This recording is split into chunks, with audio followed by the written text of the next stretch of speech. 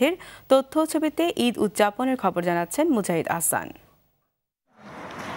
Saudi আরবের রাজধানী রিয়াদে জাতীয় মসজিদ ধীরায় ঈদের নামাজ পড়েন ধর্মপ্রাণ মুসলমানরা। এই জামাতে অংশ নেন প্রবাসী বাংলাদেশিরাও। বড় বড় জামাত অনুষ্ঠিত হয় মক্কার হারাম শরীফ, মদিনার মসজিদে নববী সহ বেশ কয়েকটি মসজিদে।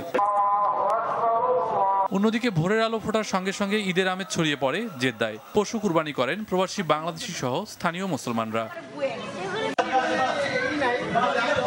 সৌদি আরবের দাম্মামে ঈদুল আজহার বড় জামাত অনুষ্ঠিত হয় জাতীয় ঈদগায়। পরে আল্লাহর সন্তুষ্টি লাভের করেন ধর্মপ্রাণ মুসলমানরা।